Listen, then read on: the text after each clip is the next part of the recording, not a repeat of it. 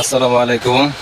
আমি এখন অবস্থান করছি হাজীগঞ্জ গরিপুর যে মহাসড়কটা, সেই মহাসড়কের মাঝখানে। ঠিক আছে, এই যে আমার পিছনে আপনারা দেখতে পাচ্ছেন এখানে একটা মোড় আছে। ঠিক আছে, আমার পিছনটাতে একটা মোড় আছে। এই মোড়ের ভিতরে প্রায় সময় আপনার অনেক গাড়ি এখানে দুর্ঘটনার শিকার হয়।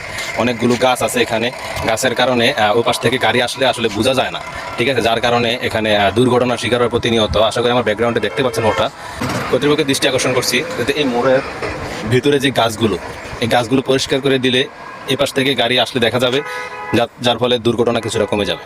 ঠিক আছে, তো সবাই ভিডিওটা শেয়ার করে দিবেন জনস্বার্থে। ভিডিওটা বেশি বেশি শেয়ার করুন। এই যে আসসালামু আলাইকুম। আমি এখন অবস্থান করছি হাজীগঞ্জ গরিপুর যে মহাসড়কটা, সেই মহাসড়কের মাঝখানে। ঠিক আছে, এই যে আমার পিছনে আপনারা দেখতে পাচ্ছেন এখানে একটা মোড় আছে। ঠিক আছে, আমার পিছনটাতে একটা মোড় আছে। এই মোড়ের ভিতরে প্রায় সময় আপনার অনেক গাড়ি এখানে দুর্ঘটনার শিকার হয়। অনেকগুলো গাছ আছে এখানে, গাছের কারণে ওই পাশ থেকে গাড়ি আসলে আসলে বোঝা যায় না। ঠিক আছে, যার কারণে এখানে দুর্ঘটনার শিকার হয় প্রতিনিয়ত। আশা করি আমার ব্যাকগ্রাউন্ডে দেখতে পাচ্ছেন ওটা। কর্তৃপক্ষের দৃষ্টি আকর্ষণ করছি যাতে এই মোড়ের ভিতরে যে গাছগুলো, এই গাছগুলো পরিষ্কার করে দিলে এ পাশ থেকে গাড়ি আসলে দেখা যাবে, যার ফলে দুর্ঘটনা কিছুটা কমে যাবে। ঠিক আছে, তো সবাই ভিডিওটা শেয়ার করে দিবেন জনস্বার্থে।